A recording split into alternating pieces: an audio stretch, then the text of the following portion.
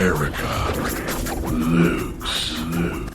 Good evening. This is Erica Lukes, and you are listening to UFO Audit right here on KGRA Digital Broadcasting Network, the best place on the planet for all things alternative. You can listen to shows like The Richard Dolan Show, Absolute Zero, The Drone Report, Phenomena Radio, Fade to Black, among other great shows. We are the best network on the planet. I would like to give special thanks to my fabulous producer, Jamie Havocan, and Bill Forte, who is always in the chat room moderating. All of my wonderful listeners from all over the world, thank you for paying attention to this very important subject. All of you in the chat room, good evening. And you know that it is Ladies' Night on KGRA. Jill Hansen on the Q Science Project will be up after my show. Next week, I am happy to announce that Dr. Joseph Birx will be talking about the CE5 protocols and much more. So make sure you tune in next week, like my UFO Audit page on Facebook, and find my website on theufoaudit.com. Tonight, I'm going to be talking about an incident that everyone knows about. It was the most prolific UFO sighting, mass sighting in the history of ufology. It took place on March 13th, 1997, over Phoenix. Thousands of people witnessed something that they still cannot explain to this day. There were two brave women who are my guests tonight who have relentlessly pursued this and kept this out in the public eye, because we cannot forget the importance of this sighting and the impact that this sighting had on many of those witnesses, and they're still affected to this day. So tonight, Dr. Lynne Kitei and Francis Barwood join me on a very special edition of UFO Audit.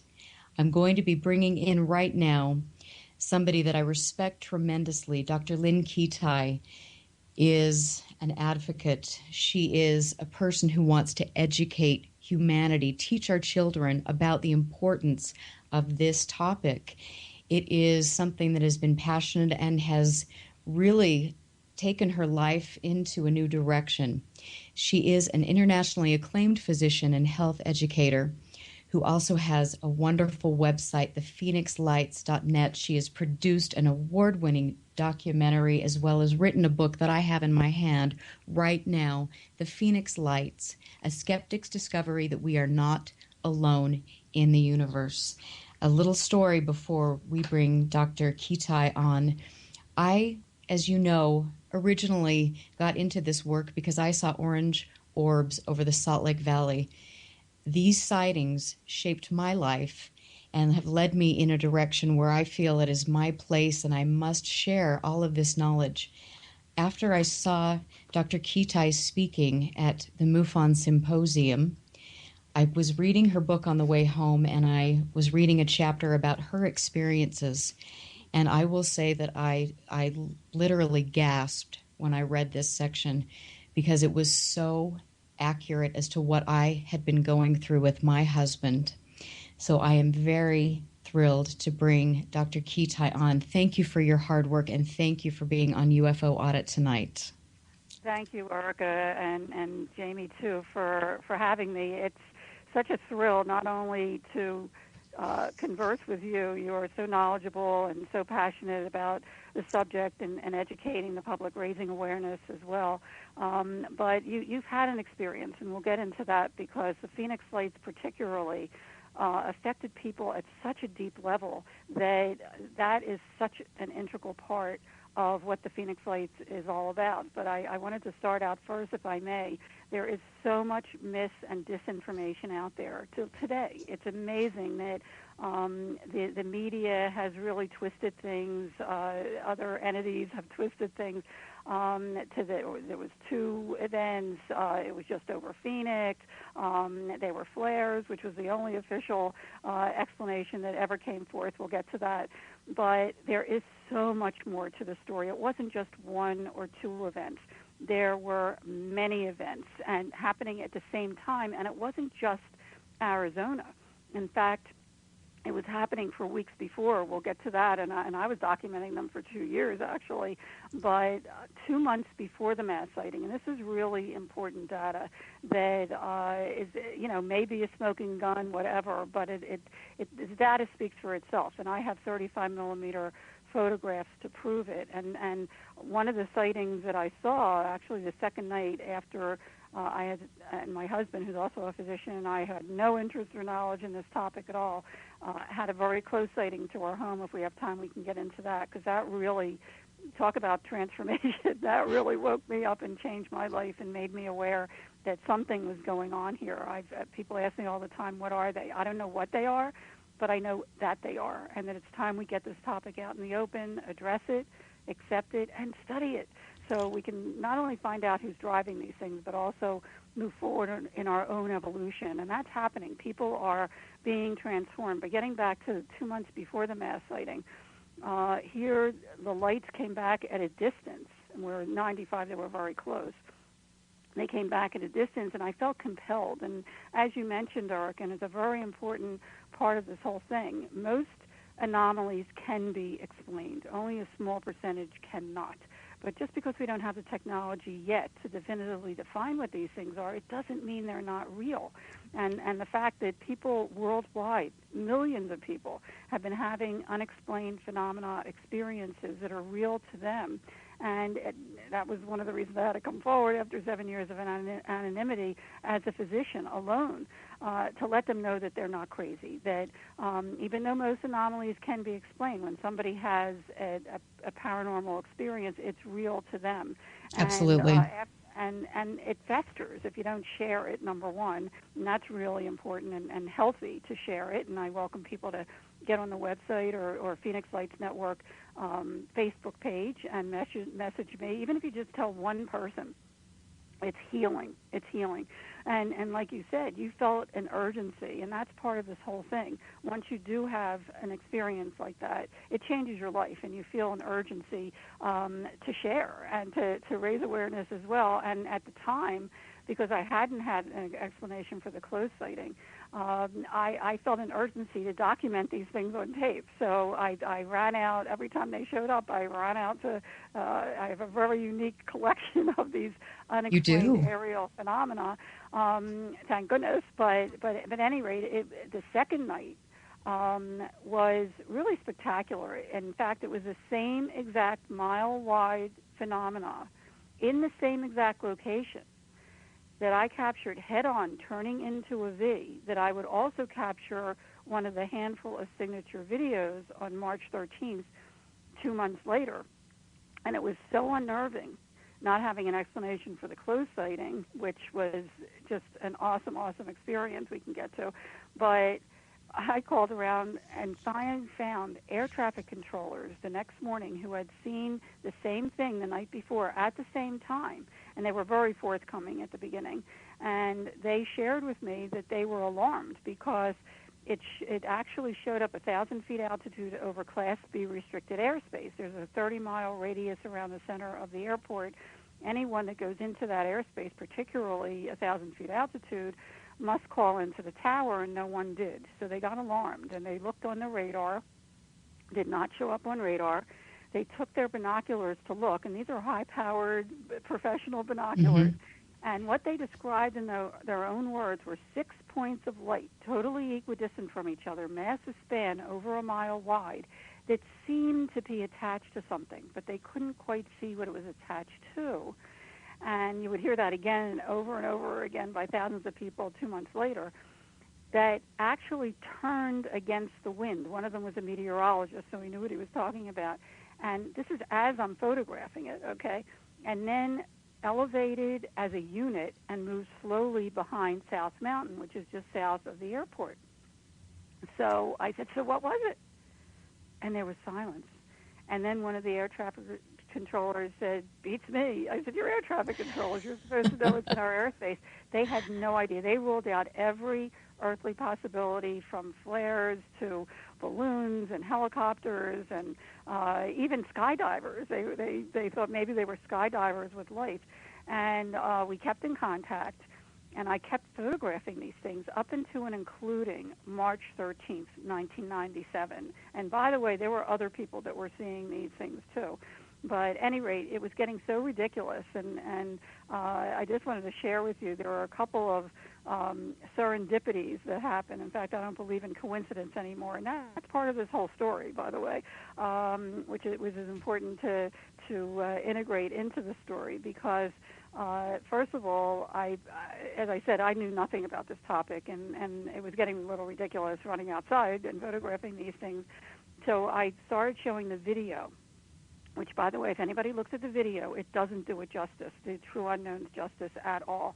They're much smaller, they flicker, they're white in the videos, but nonetheless, the formations themselves are very compelling if you really note the formations and how they're rock solid in an equidistant array.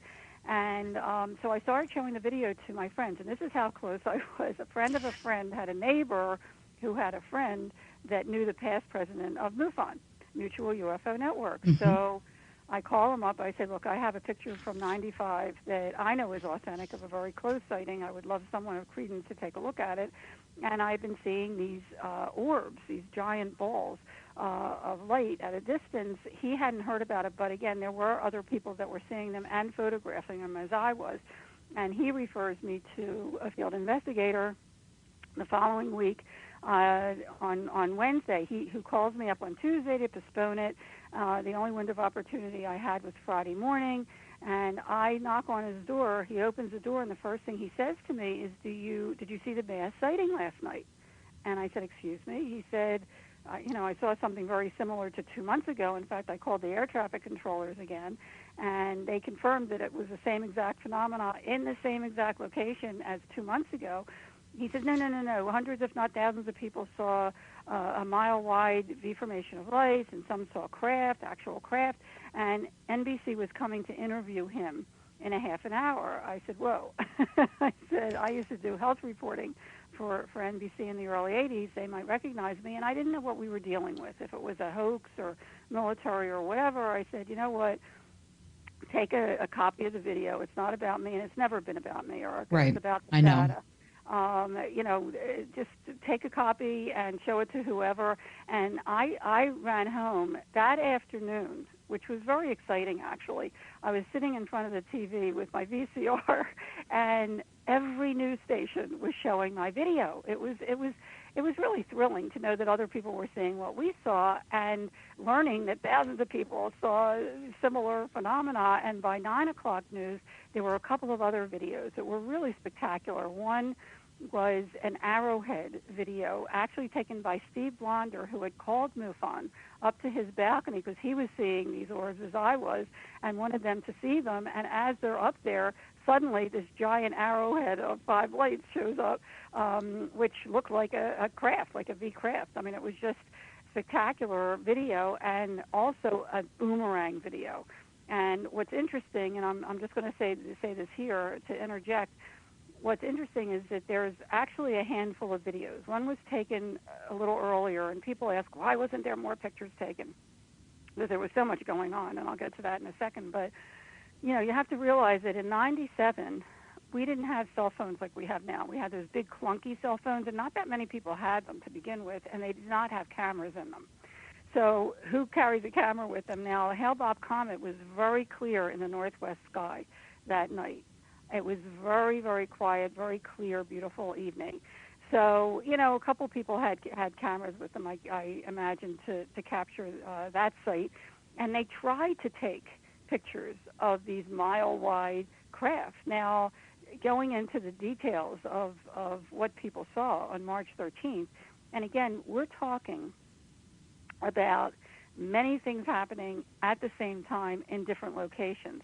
Starting on March 13th at 3 o'clock in the afternoon, there was daylight sightings on March 13th in Arizona of these same phenomena. At 5:30, we have reports from Native Americans in New Mexico. At 7 o'clock hour, we have reports in California. Then we have the bulk of reports, and that's why, the media just picked up on that it happened between 8 and 10. Well, number one, my video and Steve's responders video was taken before 10 o'clock. The two boomerangs were taken after 10 o'clock, like 10 or 15 minutes after 10 o'clock. We'll get to that in a few minutes because that is significant data. But people that tried to take pictures, again, these things just blocked out the stars, and they all turned out blank. So the only real hard evidence are the handful of videos, which is important data as we get further in the story. But anyway, what was happening on March 13th also, about 11:30 at night, there was a report from a commercial airline pilot that she was going from, with 140 passengers, and they all saw this, and the crew saw it too, going from Phoenix to California and en route, they see this gigantic craft covering Las Vegas. And she calls in to radar, and she asks them if they're seeing anything. And almost simultaneously, another captain pilot on another commercial airline calls in and says, "What the hell is this over me?" And suddenly there was another very authoritative voice on the speaker asking details. And it kind of freaked them out a little bit, and they said, we must have been mistaken, and, it's gone, we don't see it anymore. And on their way, about a half hour later, they're almost to California, they're 30,000 feet altitude. Suddenly, they see a giant fireball, like really close, maybe a mile away, and which startled them. What is this? And they realized that it was a flare. And moments later, coming in the opposite direction as they were going, a military jet goes whizzing by them so close that she said she jumped out of her seat and really freaked them out. Oh, I would imagine. Yeah, immediately called her husband and said, don't answer the phone or the door. I mean, it just freaked them out. Like, what was that all about? Okay, you can decide for yourself. But at any rate, then at 3 a.m., now mind you, not only were there these orbs in a V formation that seemed to be attached to something. We hear that over and over again, but people couldn't quite see what it was attached to, or there was a force field holding them in rock-solid, equidistant formation. And we have very credible reports that it was almost 2 miles wide. In fact, we had a couple out in Carefree who were in Mensa, and they were very respected realtors that were out in an area that was had stakes in the ground for a development, and this thing went right over them, and they estimated it was closer to 2 miles wide, and they actually saw a craft, and that's the other issue. It wasn't just lights, okay? There were 8 or 9 different craft. In fact, another craft just came forward last year, which a couple people, not only in Prescott, but which covered Prescott supposedly, but also in Phoenix, confirmed that they saw the same thing, a boomerang craft. But there was a 12-year compilation of thousands of reports from the UFO Reporting Center in Seattle, Washington, Peter Davenport, as well as Arizona MUFON, Mutual UFO Network, as well as Councilwoman Frances Barwood, and I will get to her. She was vice mayor at the time and the only elected official that came forward months later to innocently ask for an investigation. I'll get to that. And also Village Labs, which was a computer lab that was a clearinghouse locally for most of the reports.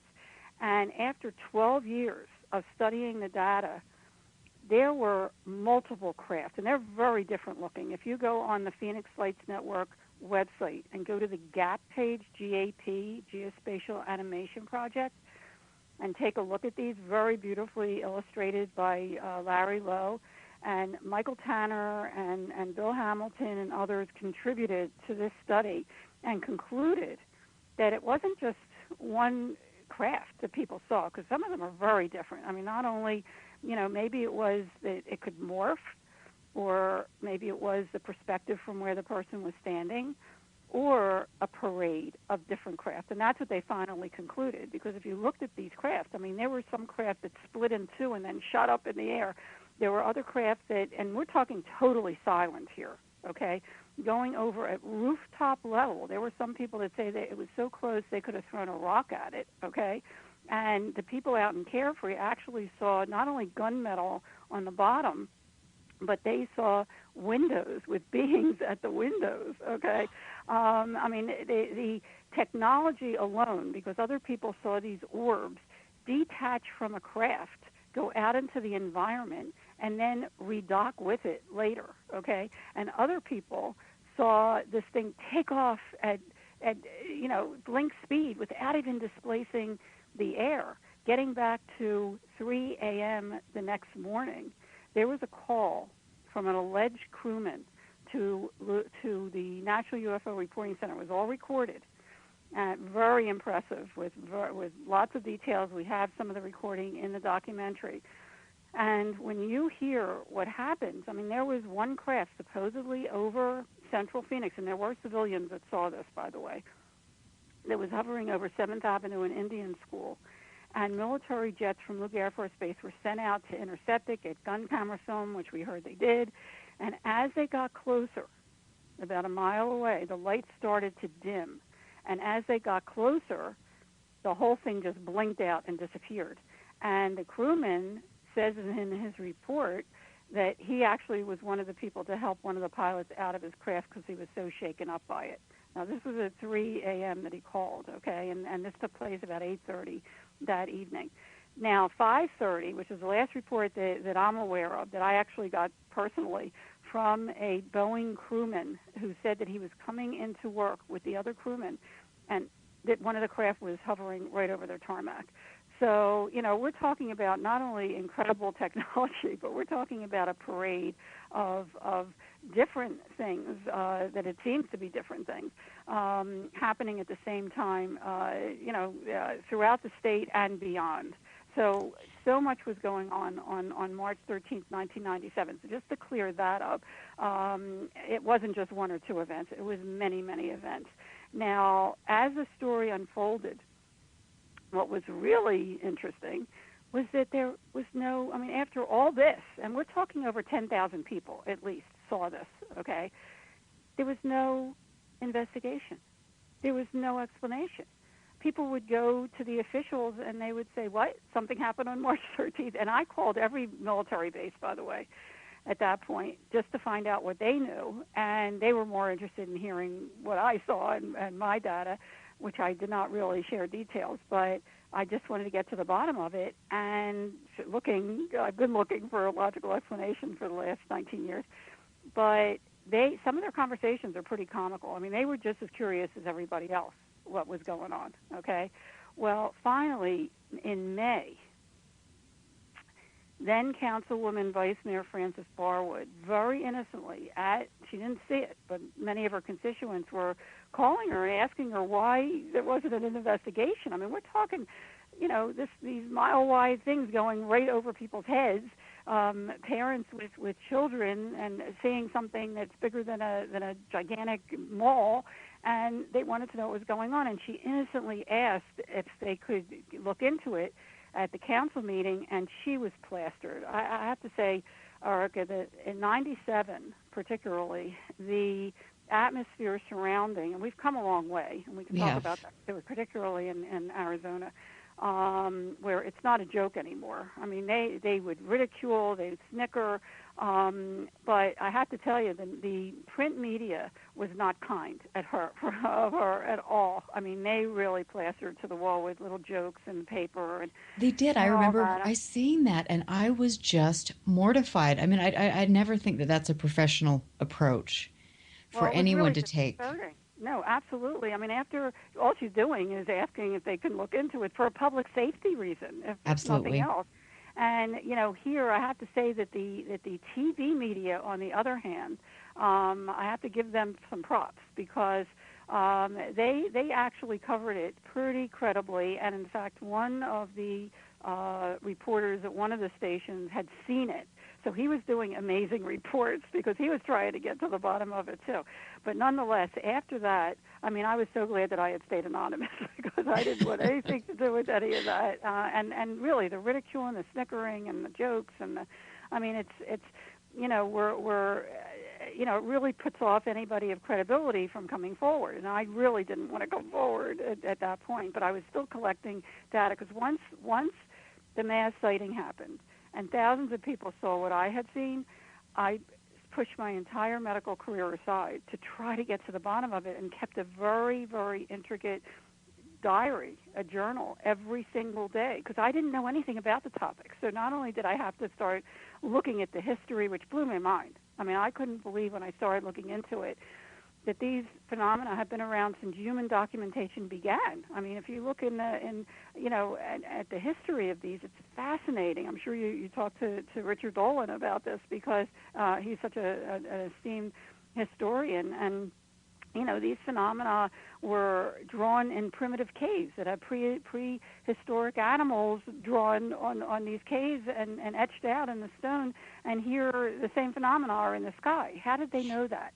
And the Sumerian writings and the India writings and even the Bible with Ezekiel's wheel and so forth. And then you fast forward and you have the 15th and 16th centuries. We have frescoes and paintings where people are on the ground looking up at the sky, and it's a UFO in the sky painted. I mean, is this something that they saw at the time and they wanted to depict? There's even beings in the UFOs. And then you fast forward to 100 years. This is an interesting tidbit. 100 years before our mass sighting, and we're talking April of 1897. There was a report not only in Kansas but also California, Washington, and Canada of gigantic airships that had removable lights. Okay. Oh my goodness. Yeah. And this was 6 years before the Wright brothers took flight. Okay. Then you fast forward to, and I'm just giving the highlights, to World War II. They were called Foo Fighters. These orbs were called Foo Fighters. And we can get to the close sighting because I saw these orbs up close and personal and got pictures of them. But at any rate, we actually had a fellow we give to celebrate the anniversary, and it's going to be the 19th anniversary. I cannot believe it. This coming March 13th, we celebrate by showing our internationally award-winning documentary at the Scottsdale Harkin Shea Theater, and we have speakers. And actually, last year, our wonderful headliner speaker was Travis Walton, and I'm going to be speaking next week at November Skyfire. 58th. At Skyfire conference. He was wonderful. I mean, it's so interesting, and his whole experience is so interesting. And the media, again, just twisted it to make it a scary scenario in Fire of the Sky, whereas he believes, and we can get to that a little later, that the beings were actually benevolent in helping him out. But at any rate, getting back to the Phoenix Lights, there was no investigation, nothing, until suddenly, okay, and it was just the luck of it. On June 18th, now this is many months later, from March 13th, there was a front page USA Today article that opened the sighting up. It was the first time people outside of Arizona heard about this. Opened it up to international scrutiny. We didn't have social media then, and yet overnight it went viral. By the next morning, it was on every morning show, every news channel, Peter Jennings, Dan Rather. I mean, it went viral. And after hearing nothing from any officials or military at all, we get the message later that morning, the very next day. It's so interesting how the story unfolded, that then Arizona Governor Fife Symington was calling a press conference later that day, on the 19th of June, to divulge the culprit of the lights over Phoenix. Yes, now, and this is a very, this will live in infamy, and I want to talk about that a little bit when we come back from our break. We're going to take a really quick break here, so thank you for being here. This is a fascinating conversation and something that is very important for all of us to really understand the gravity of what took place in 1997 over the skies of Phoenix. And not only that, but what has been occurring for centuries, if not longer. And in my estimation and in Peter Davenport's estimation, these sightings are increasing. So are we coming to something? Is something reaching a climax? We're going to talk with Dr. Lynne Kitei when we come back. I am Erica Lukes. This is UFO Audit on KGRA Digital Broadcasting Network.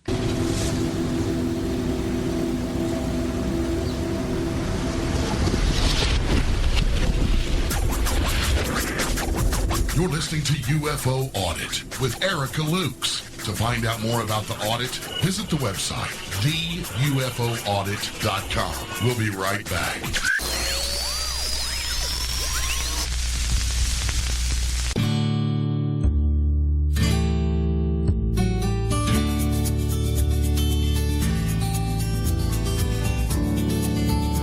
For the thousands of wounded warriors returning from battle, Wounded Warrior Project has developed the Warriors to Work program, a career counseling service that helps wounded warriors translate their military experience to a civilian job. These extraordinary men and women bring more than just teamwork and inspiration to the workplace. They bring proven world-class job skills. And to ensure proper placement, Wounded Warrior Project works with employers to find just the right job fit. Talented, skilled, and eager to get back to work, you have the opportunity to hire a seasoned veteran. Contact Wounded Warrior Project at findwwp.org. Welcome home the brave.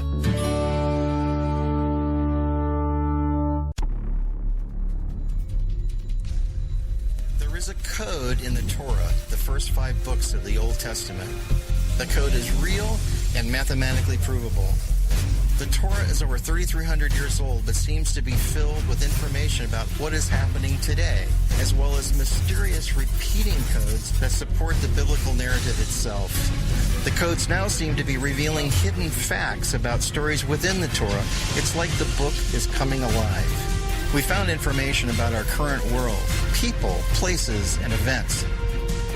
Iran and Hamas, the 4,000 rockets that recently pounded Israel's border towns. We'll also see evidence of some actual miracles when terrorists seem to be foiled by events that can't be explained. A disappearing wheat field and a mysterious wind that pulls our rockets off course. In New York and Israel, we'll interview the world experts on the codes. Professor Robert Haralick, Rabbi Glazerson, Art Levitt, Dr. Alex Rotenberg, and Professor Eliyahu Rips. Have the codes been locked away until this generation in what many believe are the end of days? Get Torah codes now on DVD and Blu-ray. Pinlight Production. InToDarkness.com. A Richard Shaw film. Live alternative talk radio in over 125 countries across Mother Earth. KGRARadio.com.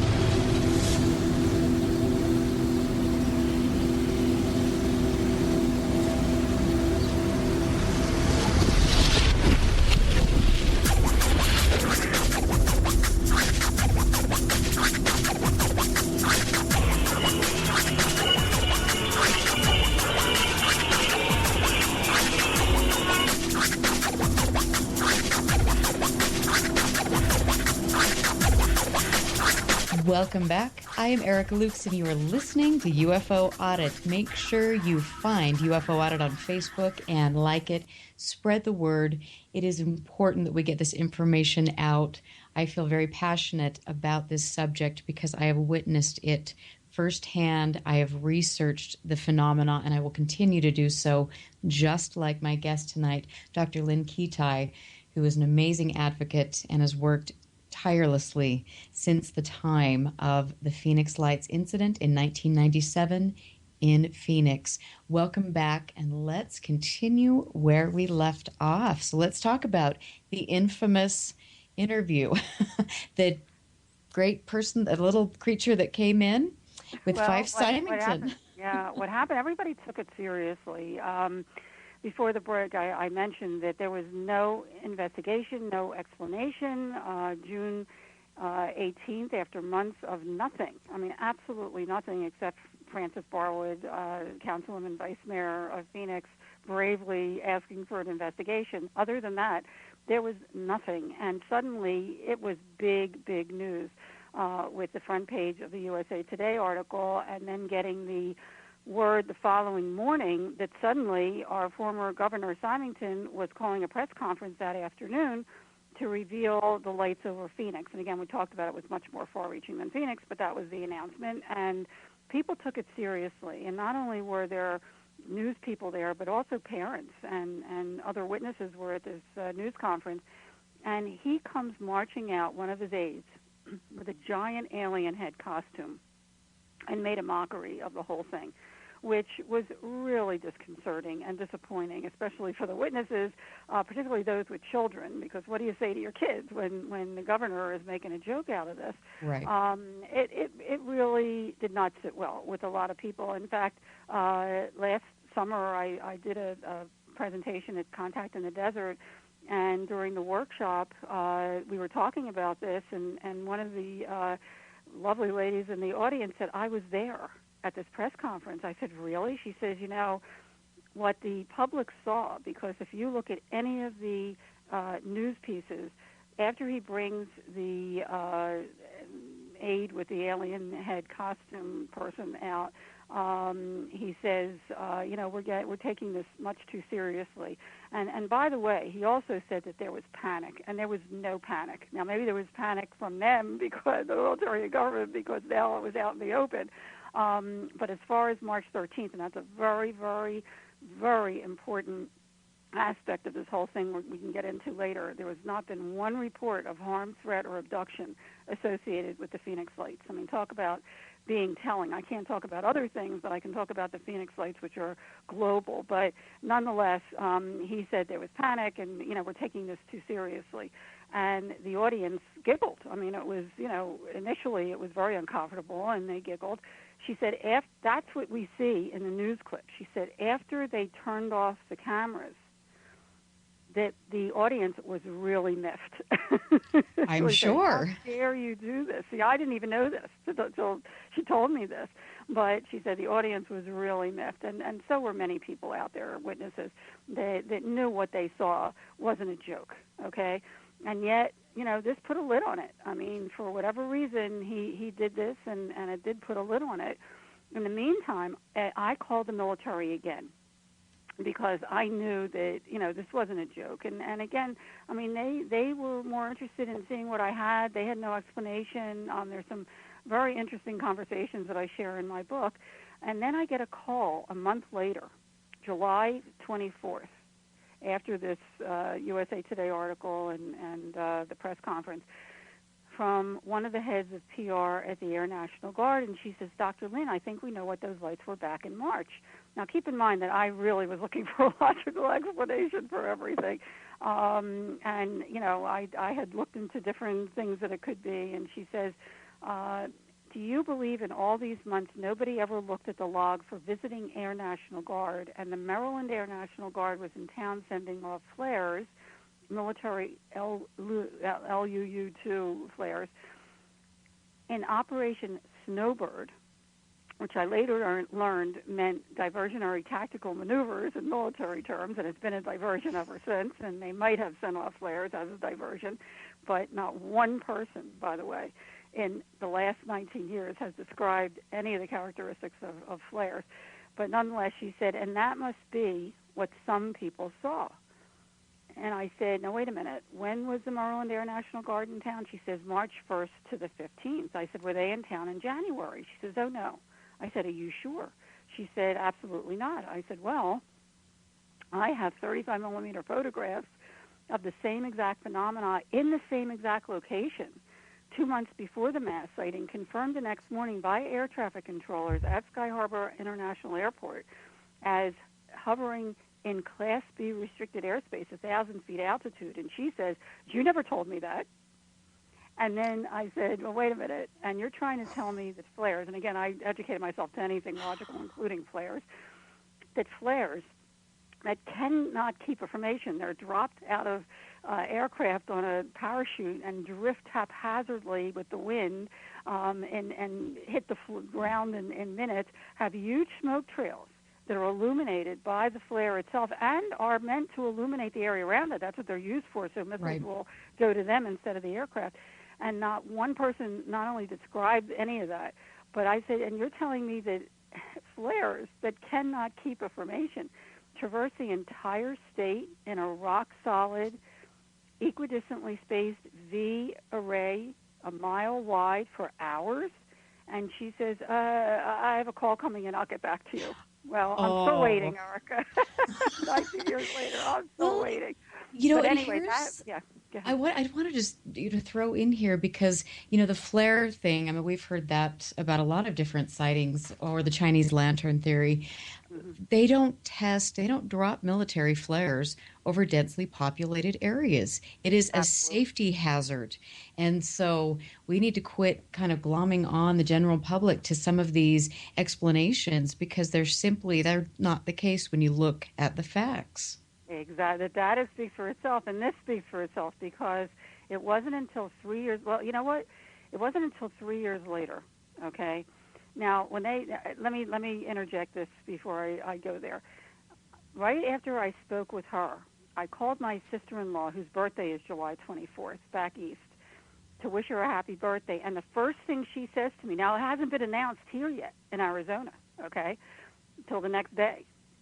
But the first thing she says to me, we just saw in the news that what you saw back in March were flares. Now, that sends up a little red flag to me. How did they get that information way back east before we even got it here the next day? But be that as it may, talk about putting a lid on things. I mean, that, and being frustrating, because, what I finally came down to was, hey, they could blow off people's stories and say, they didn't know what they were seeing, it was a hologram, it was, a mirage, whatever. But they couldn't blow off the hard evidence. And again, going back to the handful of videos, there was one earlier video that came forward, but the ones around 10 o'clock, mine and Steve were before 10 o'clock, and the two boomerangs were after 10 o'clock. And what's significant with that is that that's when they said they sent off flares. And they have one of them is a little haphazard. I have never used that anywhere, because it might have been flares. They may have sent off flares to divert attention away. But like you said, it had to be done over the military base. It couldn't be done over a populated area, number one. And number two, the other one, if you really look at that boomerang, the Kristen boomerang, it is so rock solid. I mean, it just would be miraculous if it was flares, but be that as it may, I'll leave the door open, okay? I'm a healthy skeptic. One must be when you're a physician to accept whatever walks through the door. But be that as it may, it was after 10 o'clock, and that's what's really significant, because there's other data before 10 o'clock, not only Steve and my video and another video, but the 35 millimeter that I have of the same exact phenomenon 2 months before.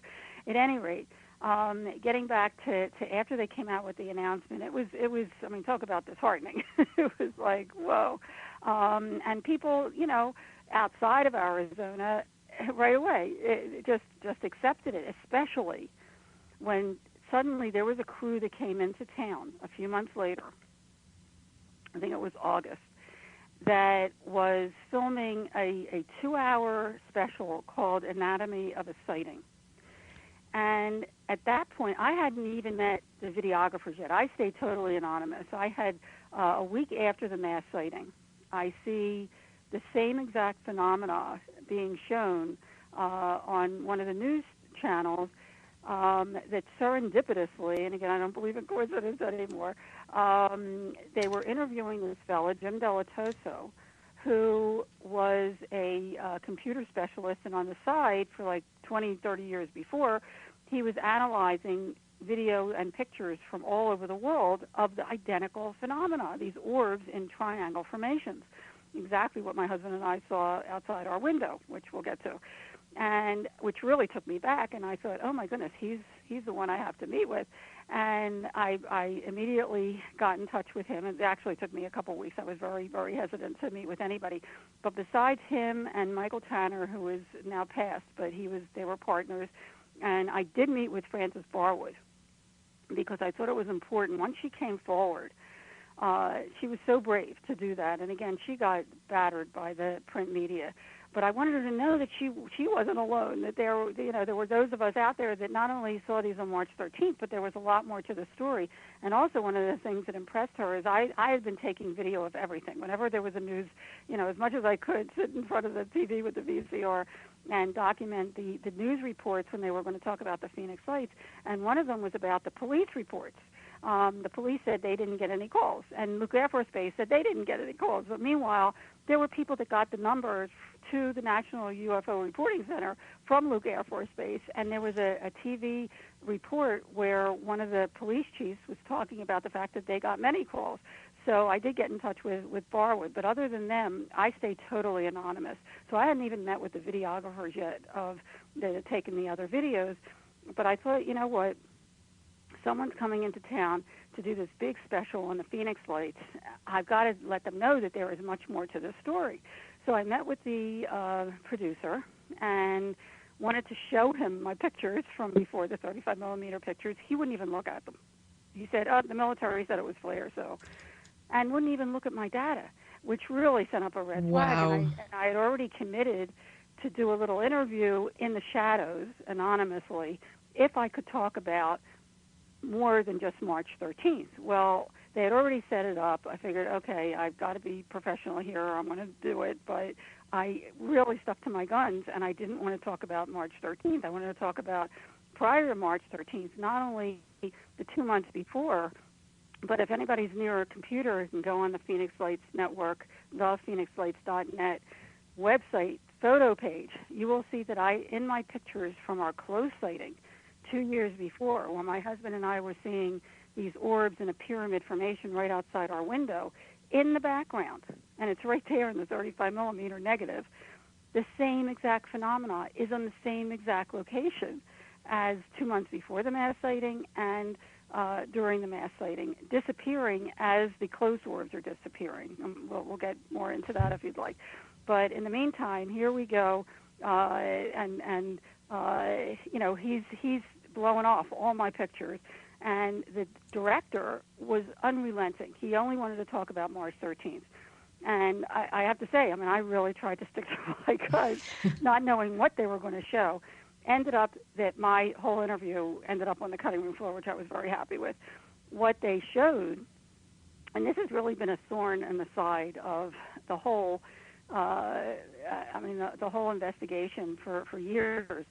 What they showed, and they showed it, I think the first showing was Thanksgiving. They showed it ad nauseum so many times on different big cable channels, Discovery, History, Travel, whatever. And in prime time, what they did, supposedly, was take the Christian's boomerang and showed, this other computer lab showed that the lights went behind the mountains, so it was flares. It had to be flares at the Barry Goldwater Range. Well, number one, just because it went behind the mountain, just as the air traffic controllers told me the 2 months before the mass sighting, this massive V formation elevated and went behind South Mountain, it doesn't mean it's flares. Okay, that's number one. Number two, we had this reporter here who actually did his homework, and he went out to the Kristen house and showed in a piece that the lights were actually in front of the mountains. But I can't tell you how many people, after seeing it, I guess it's like the seeing is believing, but meanwhile, obviously they had an agenda that it was flares, and they tried to make the case that it was flares over and over and over again, and that was the only explanation that ever came forth, and ever. Here's my thing when I look at this, and the more I'm involved and the more I see some of this disinformation going on, I really have to stress to people that, just because you see it on TV or you're seeing it in the news, that does not make it true. That you always have to, especially the internet or a Facebook page, you have to make sure that when somebody's reporting on something or writing an article, you do your background checks on the reporter or the person posting things on the internet, because oftentimes there is motivation behind what these people are doing. And we all know that our United States government has kept things from us, whether right or wrong, and we have to always ask questions. Don't believe everything you read. And case in point, the Phoenix Lights, they weren't flares. You have 10,000 people that said that they weren't.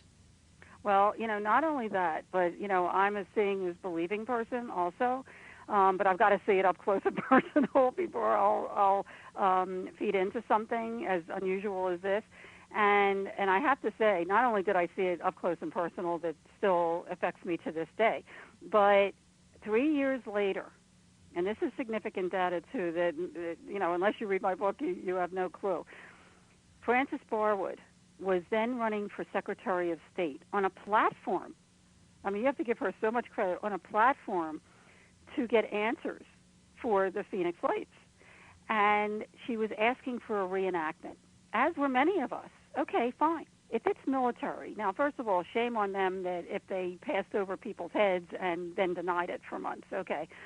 But just put that aside, okay. If it was flares, and they did that, okay, and that's what we captured on video, then do it again so we can document it on video again. And I knew personally that not only did I capture the 3 points of light, like the end points of a giant V or triangle craft that the air traffic controllers confirmed being in Class B restricted airspace, myself personally, but hey, if you can reenact it, I had also 2 months before the mass sighting, as well as 2 years before the mass sighting, the same exact phenomena are in the pictures as well. So whoever did this did it multiple times, and it has happened since, by the way. But whoever did it at the time had done it multiple times prior. Do it again. If it's military, okay, I'm open.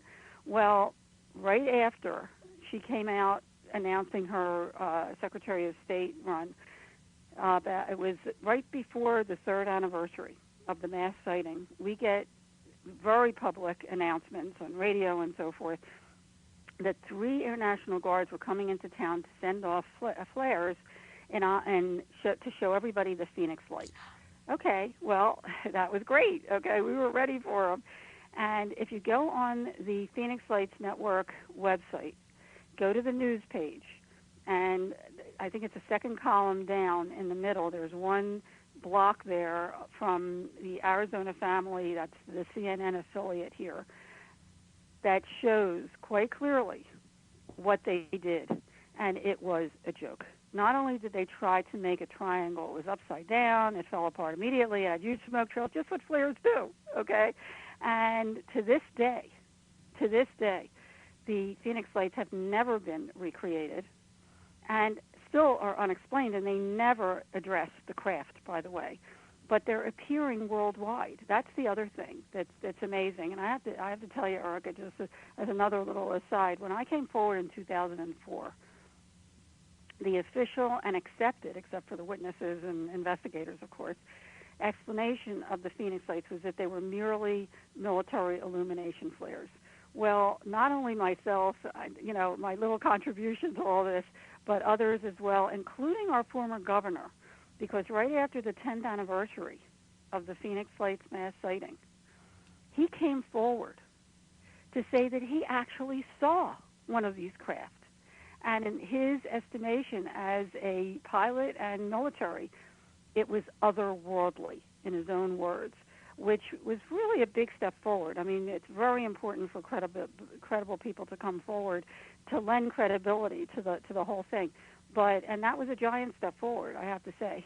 And he probably wouldn't have done that had you not kept the pressure on.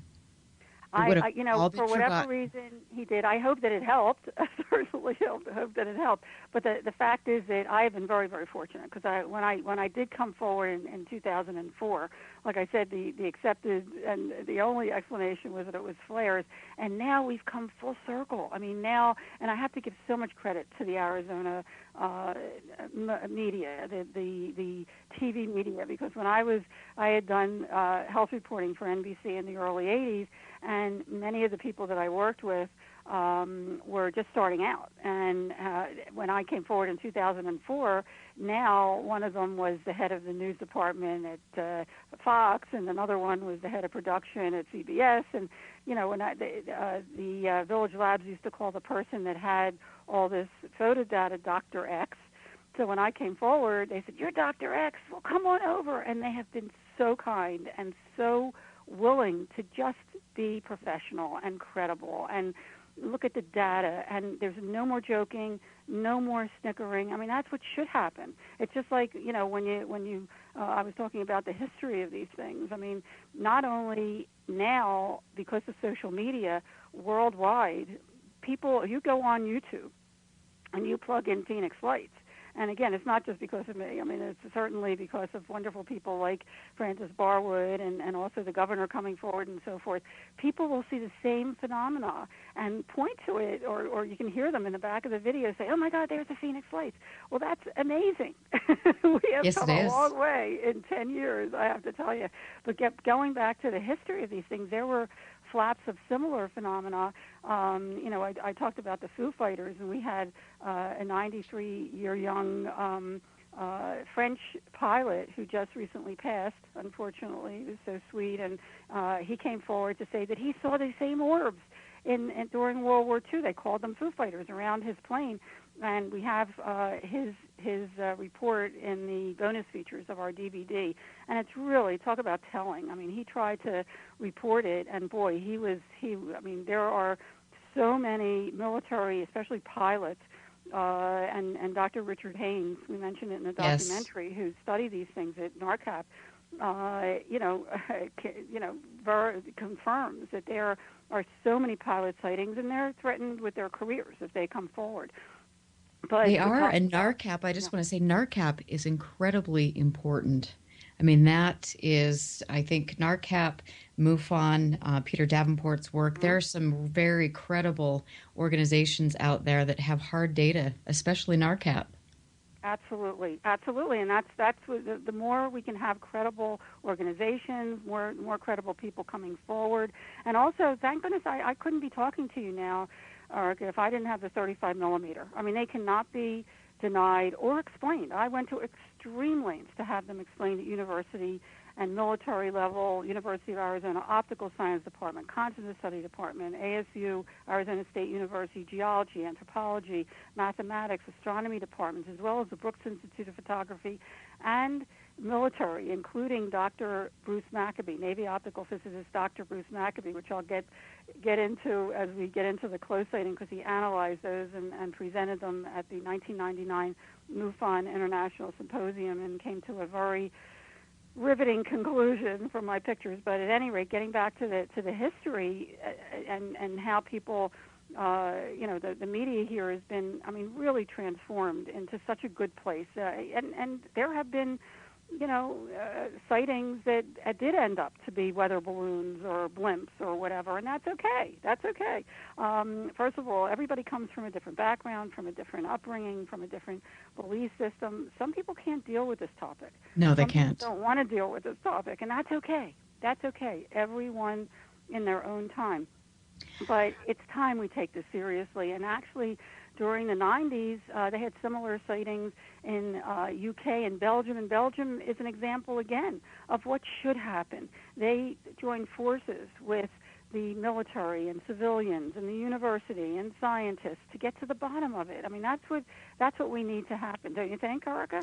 Absolutely. And I think that we are, I know from MUFON headquarters standpoint, we are doing everything that we can to make sure that happens and reaching out to scientists from all over the world and really creating research teams that can look at this, including a research team that I have with Terry Ray and Robert Spearing, where we're researching the orange orb phenomena, because this is a long-standing phenomena. It seems to be taking place in specific areas, and lots of times these are over densely populated areas. So these do deserve immediate attention.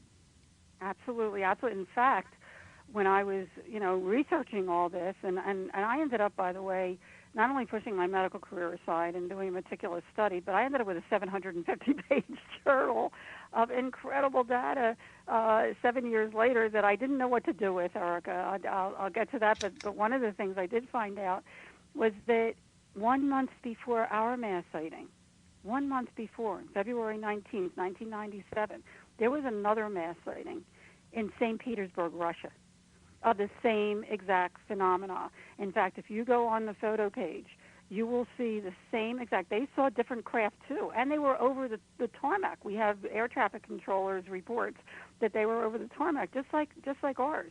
And one of them looked like a triangle craft with lights at the corners. Another one, which was totally different, and we have it on the cover of our latest edition of our documentary, because I was blown away when I saw this video that somebody took, the civilian took in St. Petersburg, Russia, of the same exact thing, that after a 12-year compilation, one of the craft was a V-shaped craft that people saw here, and each light was actually 3 lights in one. I mean, it's mind-boggling when you look at the data. So, like you said, it's so important to document everything and research everything, be prudent, and really, as credible as you can with the data. And thank goodness there's organizations like MUFON, which is wonderful, where people can learn what to do when they see something. In fact, we're joining forces with Arizona MUFON and hopefully international MUFON for kids. My passion has been community education for the last 40 years with NBC and USA Cable and my own company, Health Education Learning Programs, to produce video and workbook curriculums on the reality of vital health issues like AIDS and teen pregnancy and substance abuse prevention education, which is currently being distributed worldwide by Discovery Education. And when this fell in my lap, just like what happened with the journal, I mean, in good conscience, as a scientist, as a physician, as an experiencer, and certainly as an educator, how could I stick this data in a drawer? It just seemed too important, and I really did my homework. I tried to do my homework as much as I possibly could. And, you did. And condense the best of what I found into 250 pages, and we're now, in the third print, which, I welcome people to there's so much more to this story, including the close sighting, and also how it affected people. Do we have time to get into that? Yes, we do. In fact, we're going to actually get ready for a quick break, and then when we come back, we're going to talk about the close sighting and your education, your mission to educate the younger generation about this phenomena. It is so important, and we are excited that you can join with Arizona MUFON to do that, and MUFON headquarters. I am Erica Lukes. This is a wonderful conversation, and we need to have this a lot with people from all over the world. This is happening. It is true.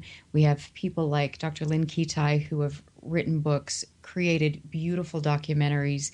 It is important, and I am Erica Lukes on UFO Audit. This is KGRA Digital Broadcasting Network Ladies Night. Jill Hansen will be up in the next hour. Stick around, and we'll be right back.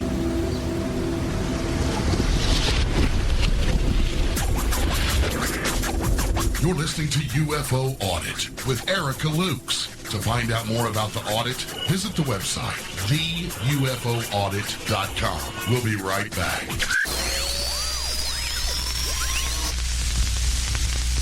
Hi, Ray Sobbs here with KGRA. All of this technology today was supposed to make our lives easier. But if you ask me, it hasn't. Just the opposite, in fact. Absolutely, it contributes to stress and fatigue.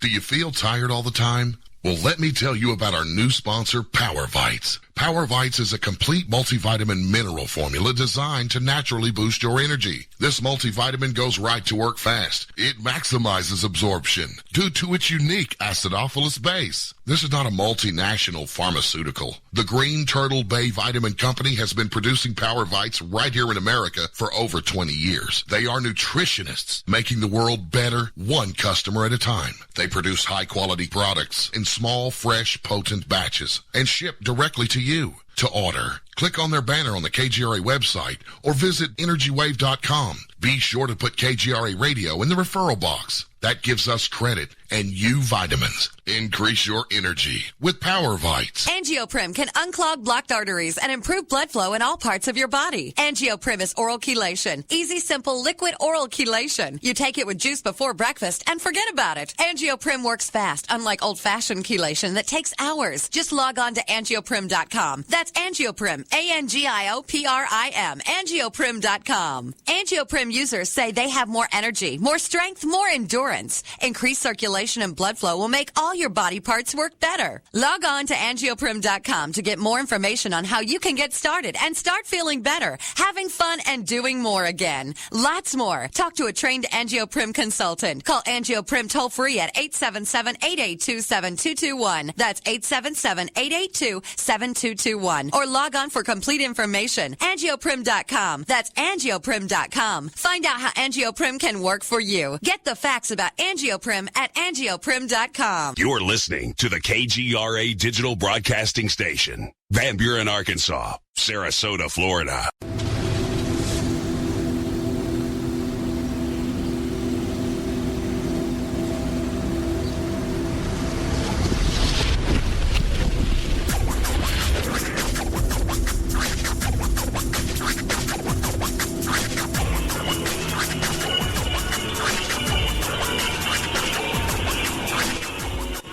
Welcome back. I am UFO Audits host Erica Lukes. I am the state director of MUFON here in Utah, and I am somebody who has witnessed firsthand something that I cannot explain, and that has fueled my passion to get the knowledge out to everyone.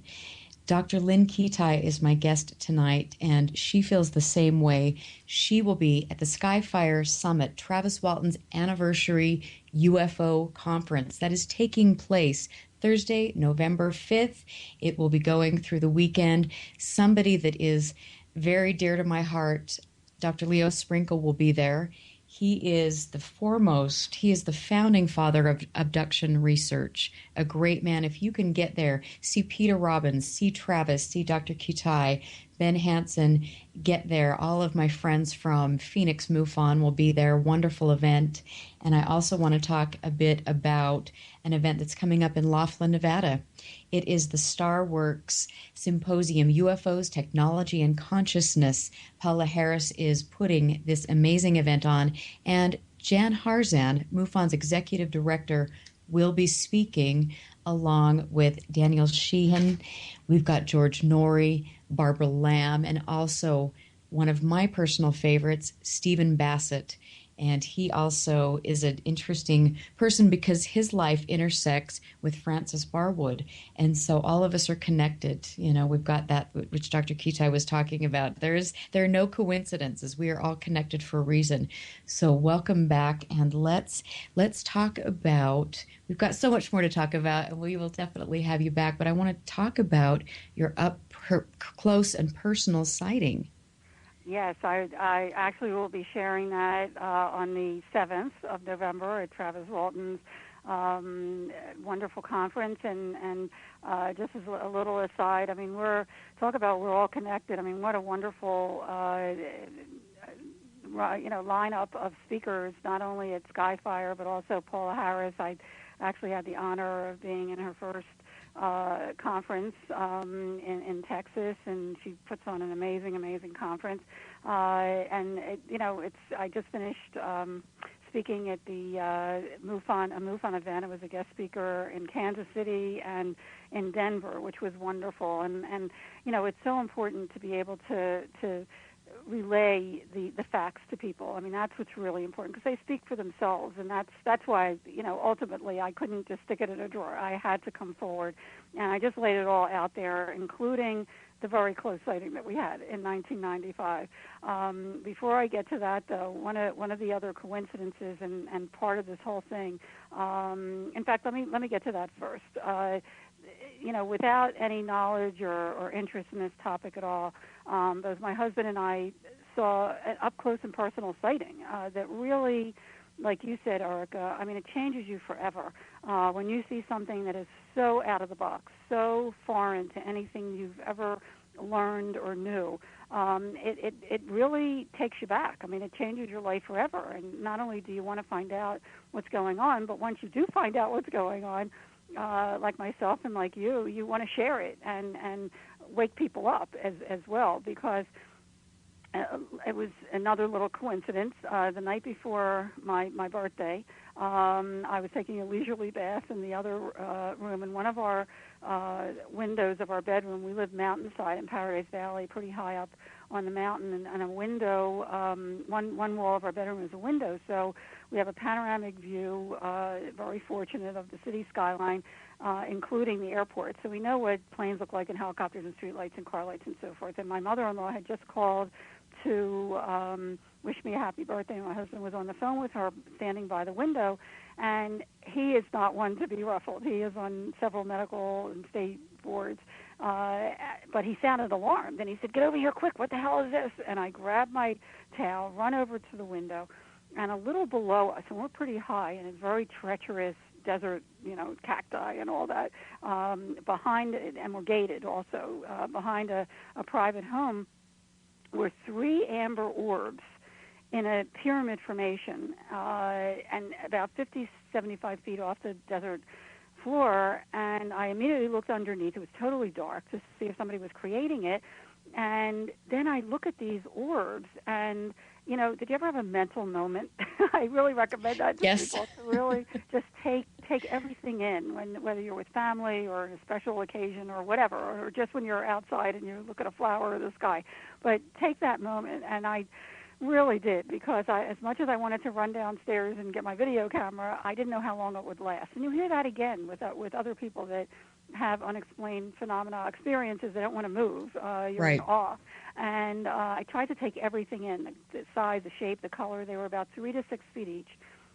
They were oval-shaped, like an egg on its side, and it was definitely a pyramid formation, one on top and 2 closely lined underneath, very closely aligned. And the color within each orb, and I call them an orb because the light did not extend outside the edge, was a uniform amber color that did not glare. Every other light out there, house lights, street lights, car lights, glared. These did not. They were very soothing, very mesmerizing. And I thought, if I don't get a picture of this, nobody's going to believe it. And I go running to the closet to grab my camera. My husband calls me back. He says, "Get over here quick. One of them is disappearing." And as we watched the top orb, and I always go back to this, I have to tell you, Erica, I mean, no matter what anybody says, and, if I didn't have the 35 millimeter pictures of 2 months before, I also couldn't be talking to you now. But I saw it up close and personal, and these weren't from here, okay?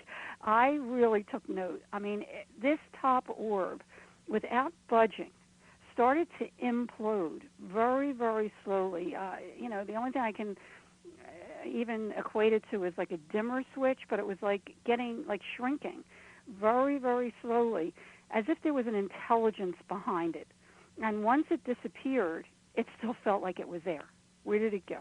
So I stepped out on the balcony, got a quick picture of the 2 lower orbs, and if you go on the Phoenix Lights Network website, thephoenixlights.net photo page, you'll see the topography. I'll talk about that in a second, but the next 2 pictures are the first and the last picture that I took in 1995, and you can see the 2 lower orbs there.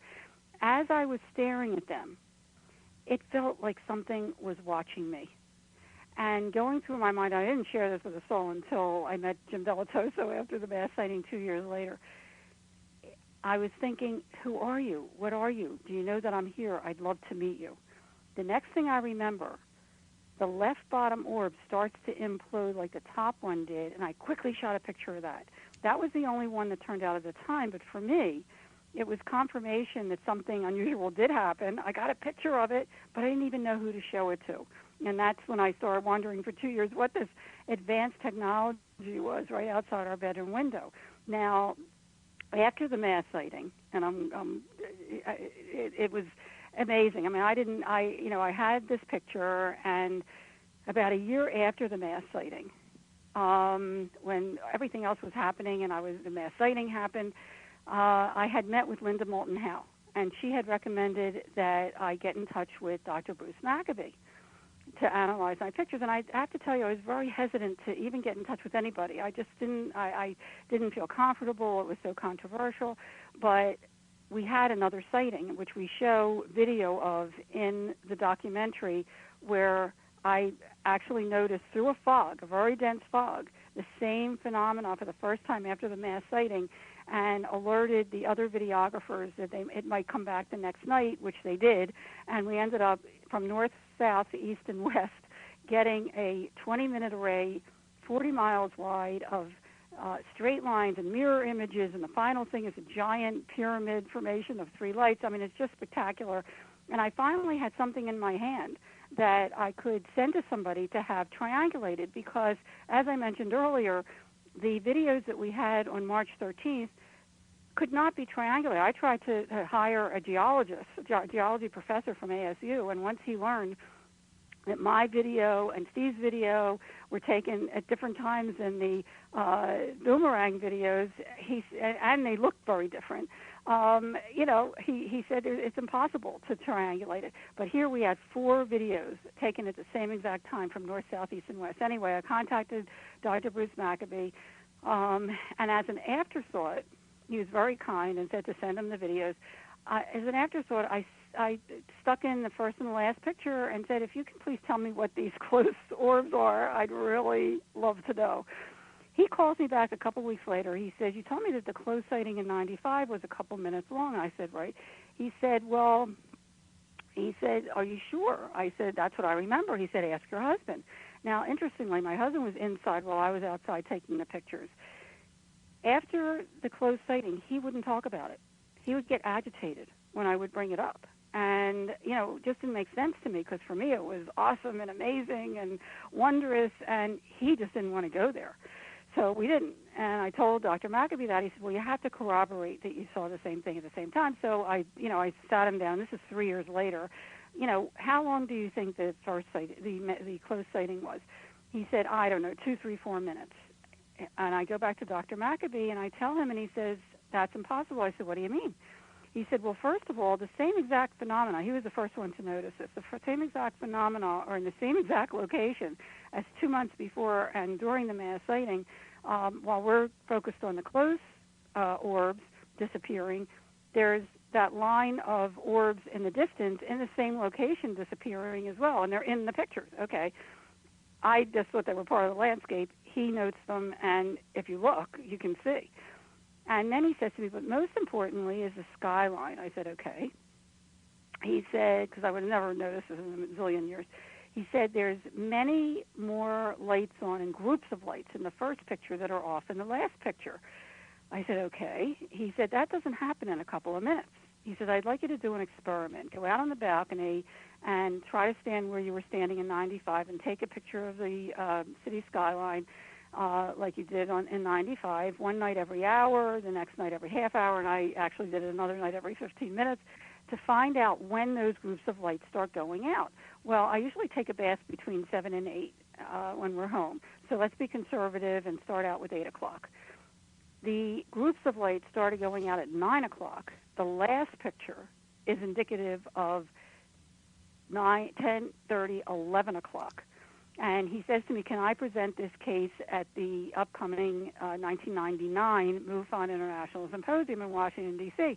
I said, Dr. Maccabee, this is your baby. I would have never, ever noticed this. And he did a meticulous 21-page report that's actually on the website if anybody cares to read it. And he says, I said, just do me one favor. Please do not divulge my name. I want to remain anonymous, and he was kind, and as were the handful of people that knew who I was. He presents it as the first, and as far as we know, the only, authenticated photographic evidence of missing time. Now, I still can't get my head around that, and what I told you and shared with you about our sighting is what I remember. The fact is that where did they go? Okay? To another dimension, perhaps, if we're talking about interdimensional, number one. Number two, the reason I'm sharing it now and I kept it private for over a dozen years, but I'm sharing it in the latest edition of my book because maybe the data will help. Again, I don't believe in coincidence, and maybe there's something in the data that can move us a little bit more forward or open the door to the fact that, number one, time. Our concept of time is primitive. Linear time, past, present, and future, may not be what time really is. Secondly, we've come such a long way, even though I think we're still in our infancy, but in science with quantum physics, quantum mechanics is now talking about the string theory and bubble theory, 10 or 11 different dimensions. Well, if there's other times and spaces along with ours, then why is it such a leap to think that there couldn't be other intelligences, sentient intelligences in those other times and spaces that we get glimpses of if we're open to them or invited? Right. So that's why I'm sharing that now. And I was mentioning to you, if you look at the first picture on the photo page on the Phoenix Lights Network, you'll see the topography. And not only are there car lights on the street that reflect, which the true unknowns do not, but if you look at the background, there's two mountain ranges. And this is another little coincidence that I'd love to share because it's such an important part of all of this. The South Mountain is on the left, and then it's intersected a few miles back are the Estrella Mountain ranges. And 6 months before the mass sighting, I was invited to present my substance abuse prevention education program at their one school. And they don't really talk to outsiders, but I got friendly with the principal and the school board and helped them out. And after the mass sighting, 6 months later, I noticed, if you look at the pictures, that these phenomena keep popping up right in that area where South Mountain and the Estrellas intersect, and their reservation is in the basin in between, right there. So I called them up and I said, did anybody happen to see strange lights on March 13th? And they started to giggle. And I said, is that funny? And they said, are you kidding? We've been looking up at them for centuries. We call them sky people, light beings. It's part of their culture. I had no idea. And boy, did I learn after that indigenous cultures worldwide, talk about the history. I mean, they welcome these things. They, in fact, the Hopi and others have protocols to invite them in. Many think that they're ancestors coming to bring them comfort and guidance and motivation and inspiration. And all I can say to that is I have certainly been inspired by these orbs. So, I, for one, can feed into that. But one of the other things, Erica, that I'd like to share, which is another part and parcel of this, is that a number of people, and this set me on a new direction of inquiry, a number of people that I interviewed mentioned to me that they had had near-death experiences as children that was reawakened by the mass sighting. And I found that really interesting because I did too. I did too. You did? You know what? I did. There was a point in my life where I was about, I think 6 or 7 years old, and I was swimming at a swim class, and I let go of my, we were playing around with the kids, the teacher wasn't paying attention, and I let go of my, of the place where I was holding on to, and the next thing I remember, I was looking up at my body and just floating in the water and I didn't see anything beyond me being separated from my body, but there have been specific points in my life where I know that something has stepped in because I should have passed away after that. I believe that event was the beginning of that. It's been fascinating. Wow, I mean that's really interesting. Now I know why you really can relate when you read the book, because what got me, and I share everything in the book, and similar to you. I mean, I was told that I had to come back for a reason. I've been looking for it ever since I was 8 years old. I thought it was because I had this beautiful singing voice and went into professional musical theater and had great success with that. But who knows? But the fact is that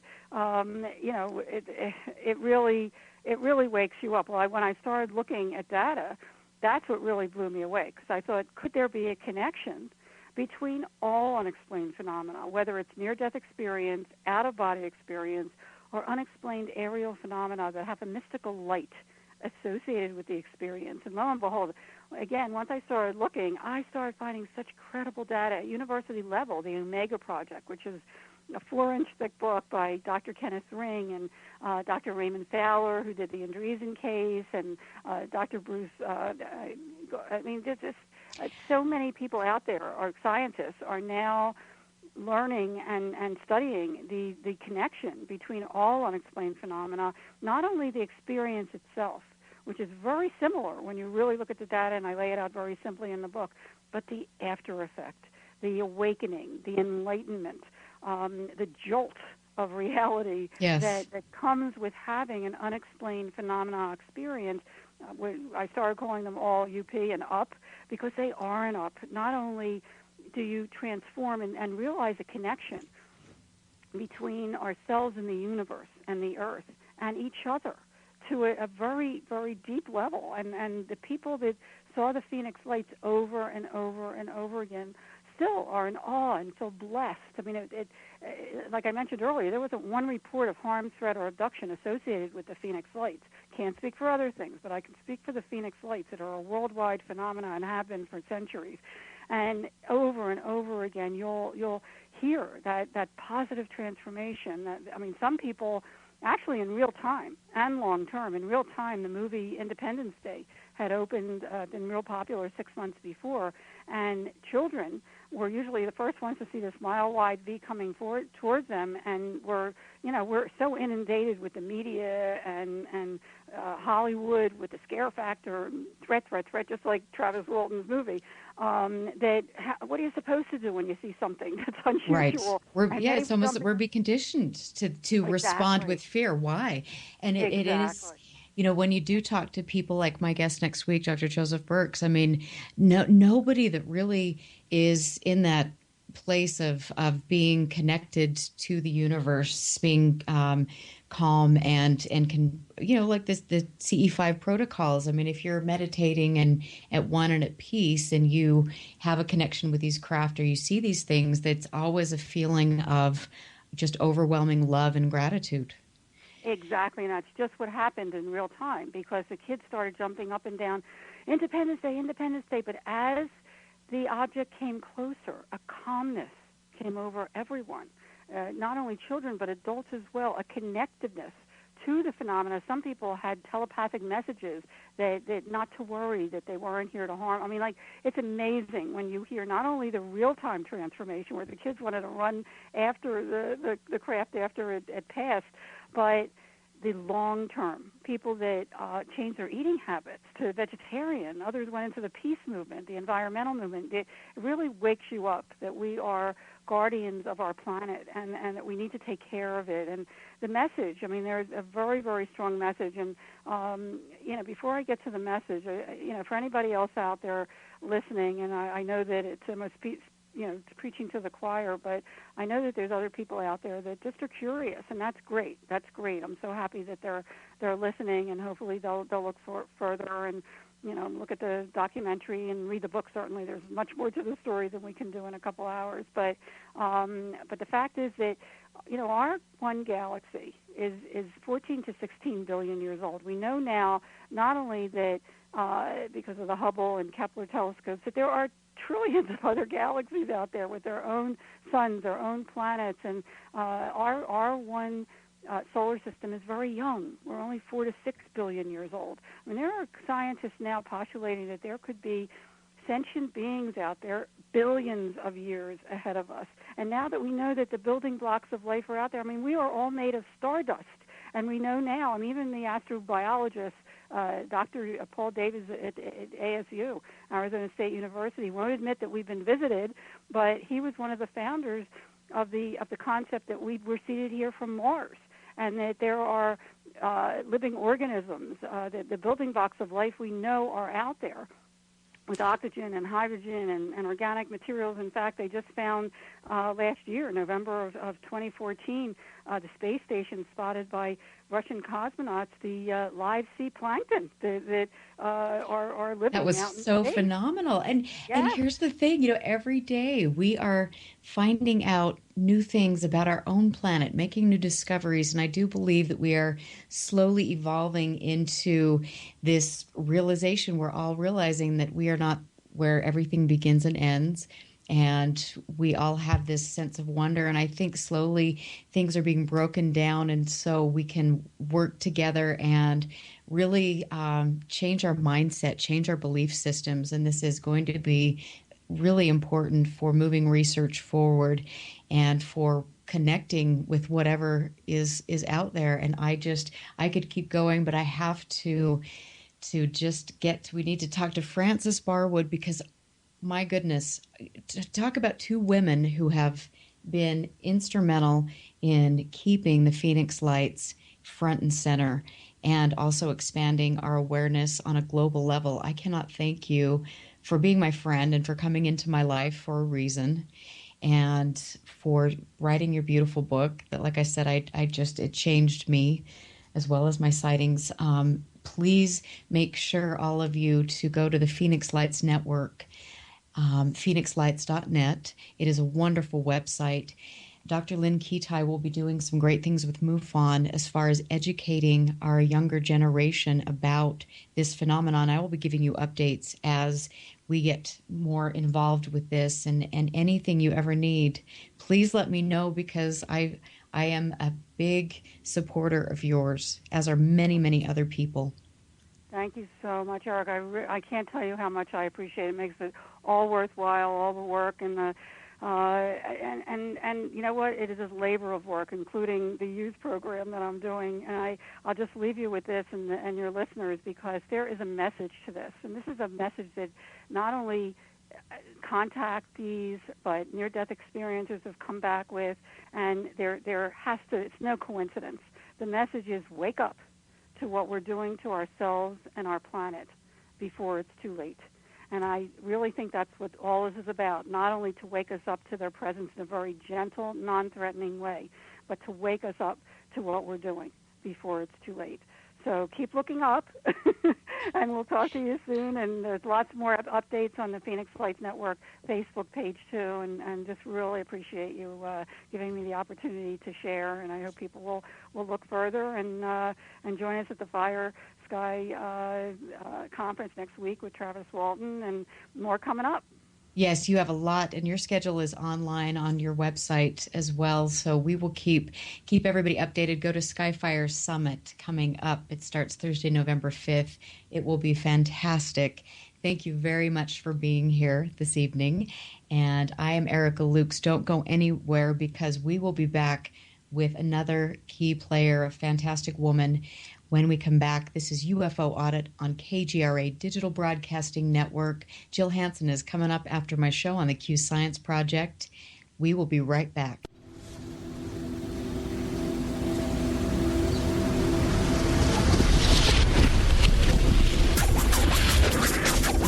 You're listening to UFO Audit with Erica Lukes. To find out more about the audit, visit the website, theufoaudit.com. We'll be right back.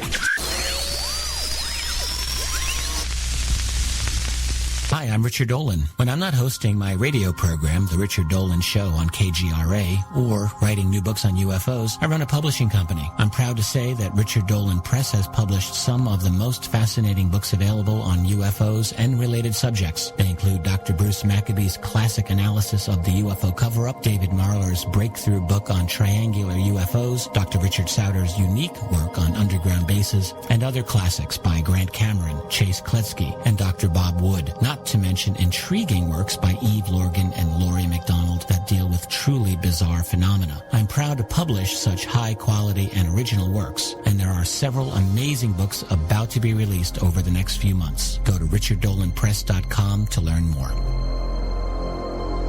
Are you a paranormal investigator, ghost hunter, or UFO skywatcher? If so, FNGinnovations.com has the product you definitely need in your investigations kit or go bag. Introducing the Morpholite Wide Beam Tactical Flashlights that put the light where you need it most. Traditional flashlights shine a focused round beam with limited line of sight in the dark. Morpholite Tactical Flashlights change all that, utilizing a revolutionary wide beam design to enable you to see safety hazards such as hanging wires and steel, pipes, and holes in the floor you just can't see with a focused round beam. In the field, where safety is paramount, a 180-degree beam increases orientation and peripheral vision in the dark. Morpholite flashlights are ideal for investigations in abandoned facilities such as houses and hospitals, factories, caves, and tunnels. Avoid those low-hanging tree branches that poke your eyes in the woods. Visit fnginnovations.com to see a full line of tactical lights and accessories. That's fnginnovations.com.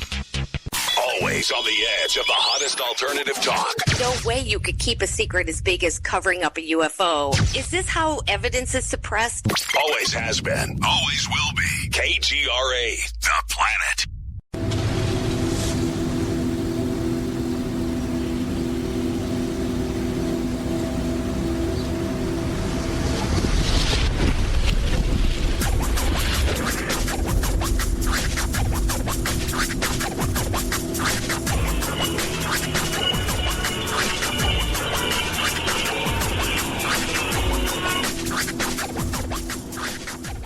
Hi, I'm Erica Lukes. This is UFO Audit on KGRA, and we are back from the break. We would like to welcome City Councilwoman from Phoenix, Frances Barwood, who was in office during the 1997 Phoenix Lights incident. Frances, thank you for being here today.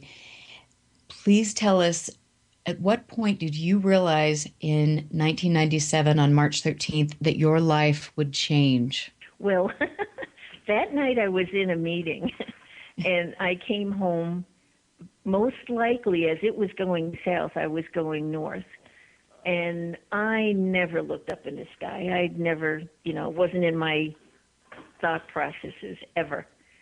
And so it wasn't until May, and I'm trying to remember exactly the day in May. I think it was May 6th.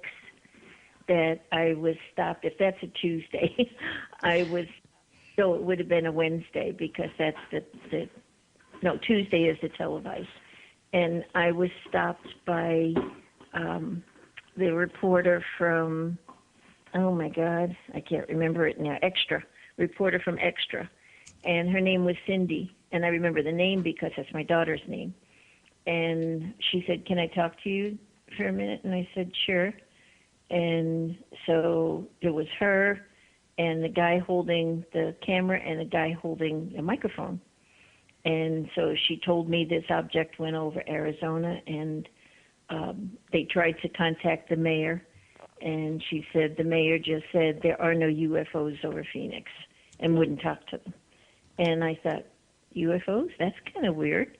And so she told me, that it came down right central Arizona and all of that.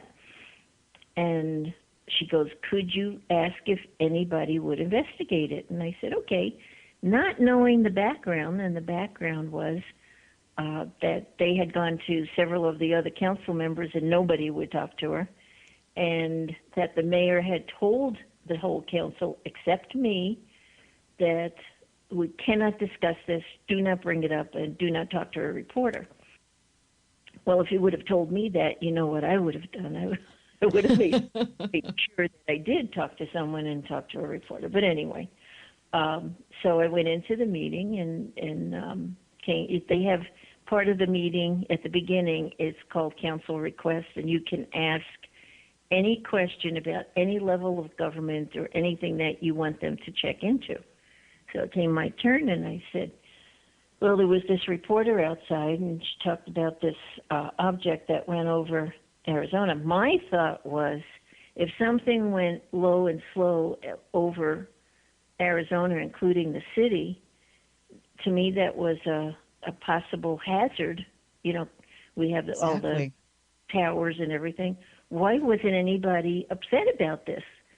And so I asked why, if we could investigate and find out. There was total silence. And I looked around, and it was like staff, everybody was looking at me. And I thought, wow, that's interesting. And then somebody cracked a joke, and it went on. Well, the rule of the council request is whatever you ask, they have to assign 2 staff members. and that those 2 staff members will check into it and come back with an answer within 2 weeks.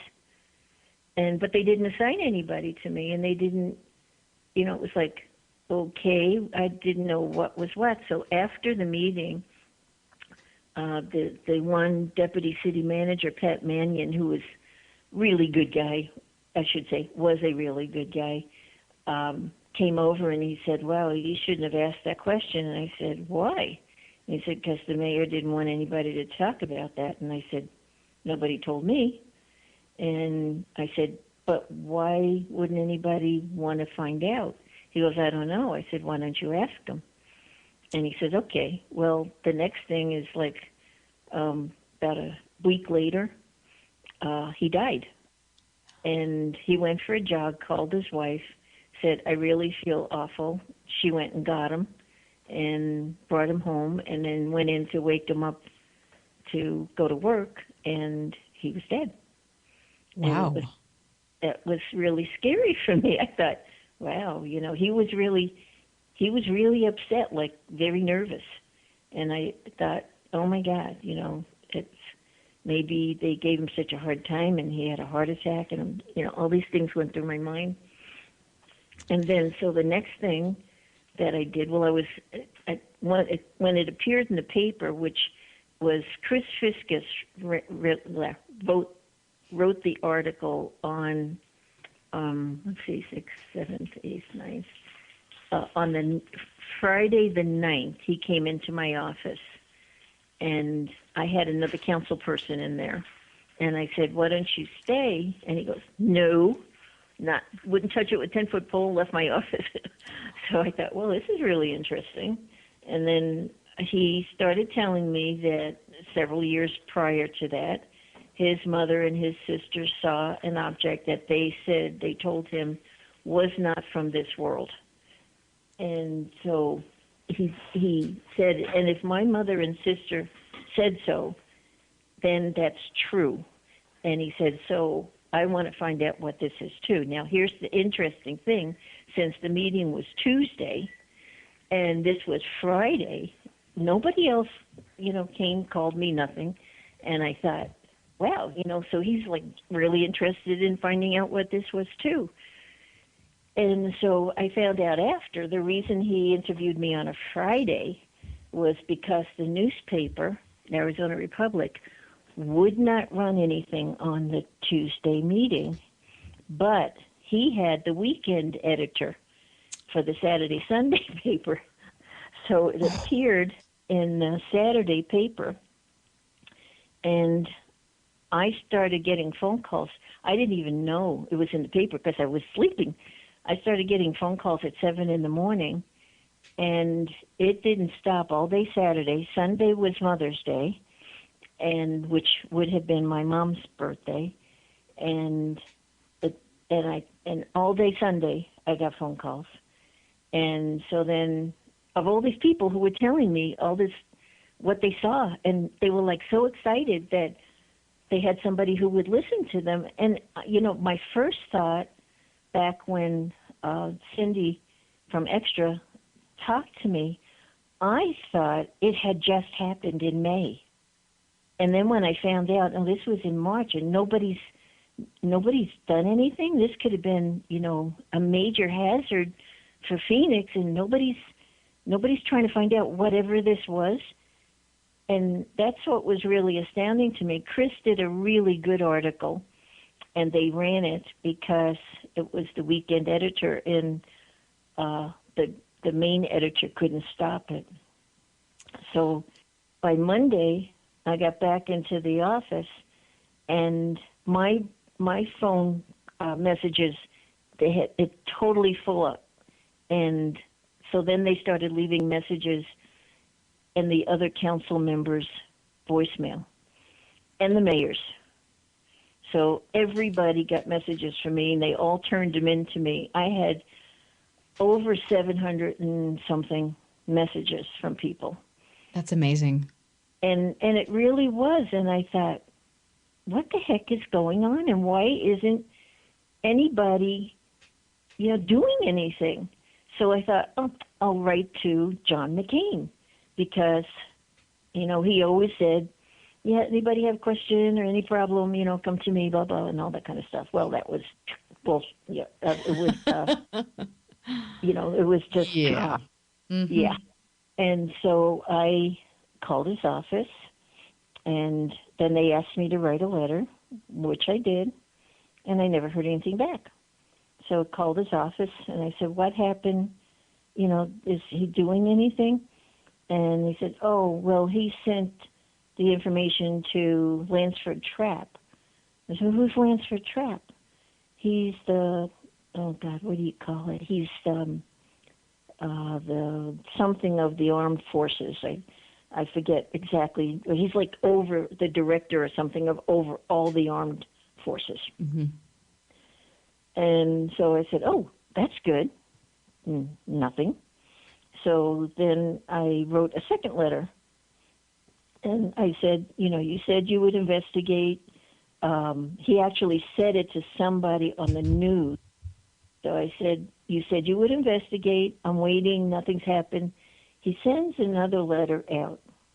And, of course, I didn't get anything. I didn't know, what he did or anything. And I finally had my assistant call his office.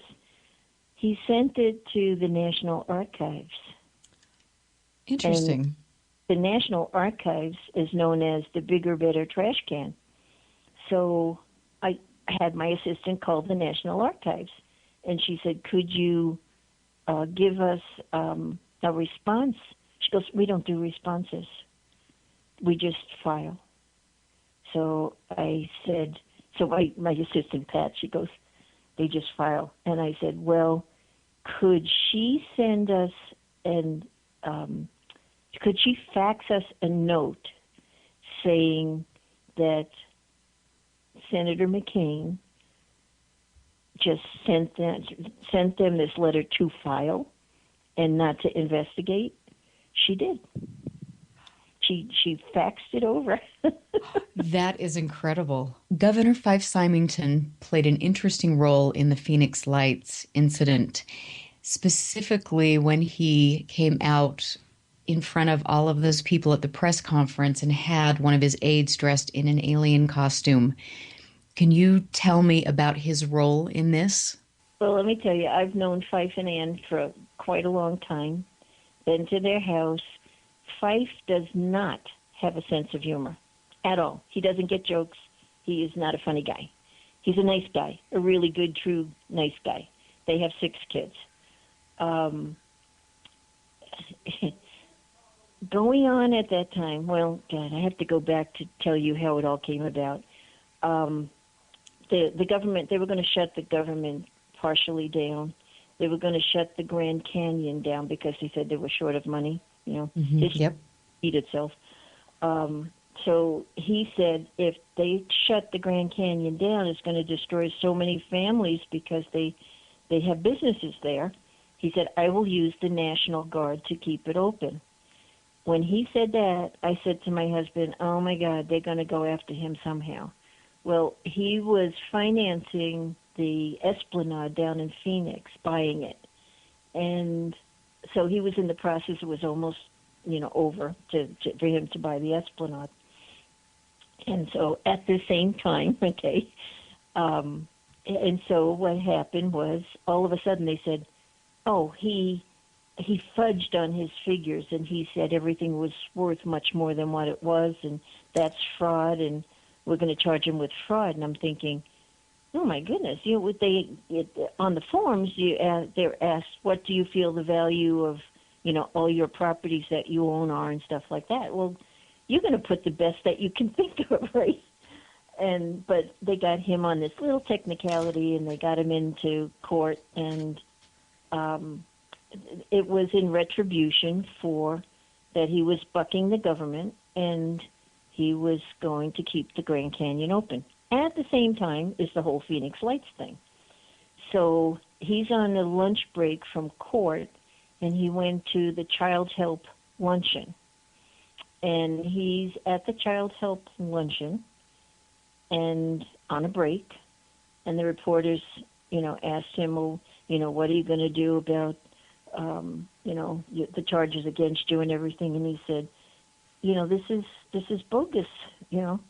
One reporter says, "What are you going to do about investigating the Phoenix Lights?" Well, what I had been doing was when people called me and said, who can investigate this? I said, well, obviously McCain doesn't want to do it, so call the governor's office. So they were all calling the governor's office. So he comes out with, well, we got so many calls to the governor's office, and I'm going to do an investigation. So I thought, this is wonderful. It was on the noon news, right? I thought, this is great. He's going to do an investigation. Then they announced during the afternoon that he was going to have a press conference at 5 o'clock. Well, he was back in court.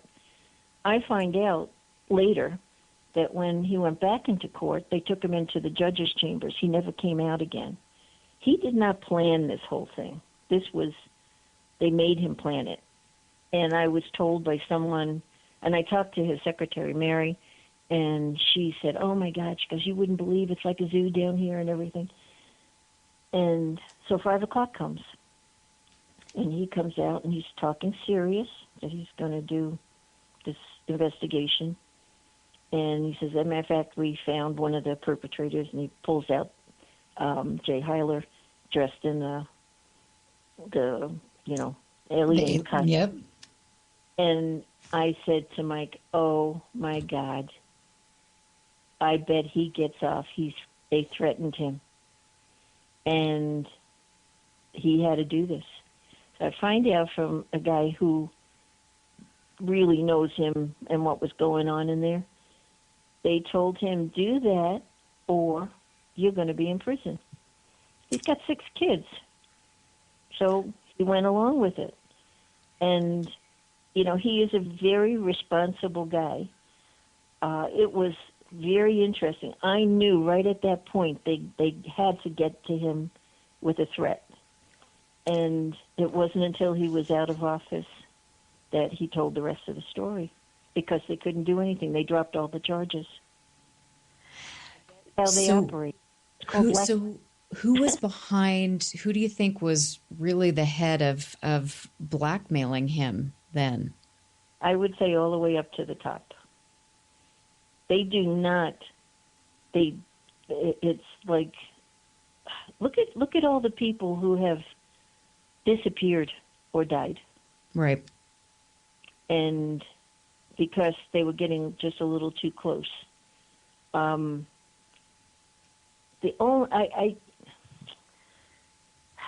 only thing I could think of that the reason that they're hiding is because trying to hide everything is because they're going to lose power.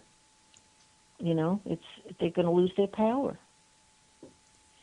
There's something bigger and better than we are. Have you ever had any personal sightings? November of 98. We were in bed listening to, oh my God, what's his name?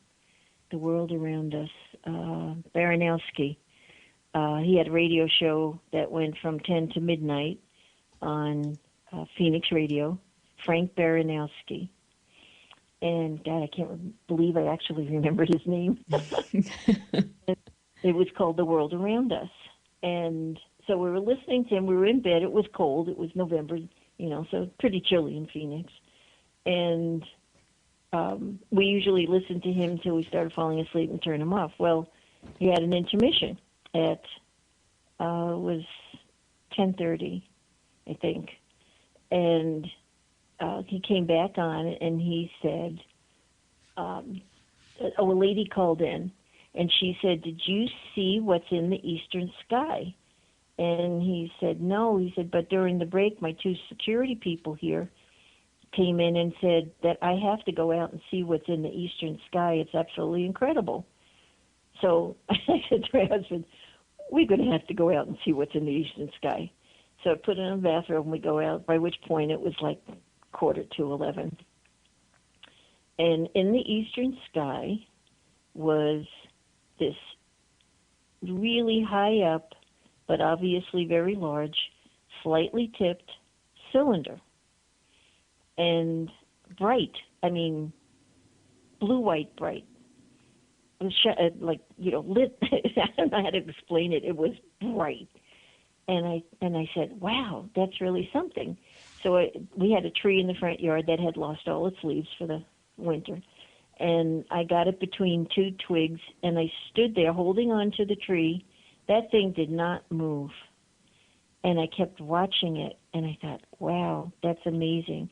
So I went in and I called my friend Patty, who lived by Scottsdale Air Park. And I said, Patty, go out on your balcony and look to the east, because she lived on the, I'm trying to remember, the north side of the complex that she lived in. And I woke her up. And so she goes, what? And I said, just go out and look east and tell me what you see. So I hear a clunk and banging in the doors, to her balcony opening. And she came back and she goes, oh, my God. Now, this is a Saturday, okay? And I'm trying to remember. I think Friday was the 14th. I would have to look back to 1998, but I think Friday was the 14th and Saturday was the 15th. And she said Friday, she said there was so much military at Scottsdale Air Park that everybody was wondering what was going on. And she goes, and now this. And she goes, what is that? And I said, I don't know, but I'm going to go back out and look at it again. So we go back out to the front, still there, hasn't moved. And all of a sudden, the two of us got so tired that I said to him, I have got to go lay down. He goes, me too. We went in, went to sleep. Out, right? Next Thursday, we're in the car. Now, you know me. If I would see something, I would be calling the police and the media and everything. Right. The next Thursday, we're driving down the road, and Frank Baranowski's advertisement comes on for the next Saturday night. And I said, oh, my God. I said, Mike, do you remember what happened last Saturday night? And he looks at me and goes, no, what? I said, the thing we saw in the sky. He goes, what thing? I said, that big cylinder thing way, way high up. He goes, I don't know what you're talking about. I'm thinking, did I dream that? So then I called Patty, and I said, Patty, do you remember last Saturday night we talked on the phone, you went out on your balcony, and you saw this thing in the sky? And she goes, oh, my God, I forgot all about it. Wow. And then when she said that, then Mike goes, oh, yeah, now I remember. And it was like, that so freaked me out. Because the one thing I couldn't understand with people when we were talking about the Phoenix Lights was some people said they had forgotten all about it until they saw the newspaper article. And I thought, how can somebody forget something like that? Oh, that is interesting. Frances, thank you so much for being on UFO Audit tonight. I would also like to thank Dr. Lynne Kitei. They both have done a wonderful job at keeping this in the public's eye. It is an incredibly important sighting. Please go to thephoenixlights.net to learn more about it. Go to Skyfire Summit this next weekend and see Dr. Lynne Kitei, Travis Walton, Dr. Leo Sprinkle. It will be fantastic.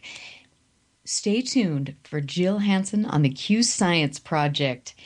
Have a wonderful weekend. Happy Halloween. Be safe. Next week, Dr. Joseph Birx will be here talking about CE5 protocols. I'm Erica Lukes, and we will see you next week.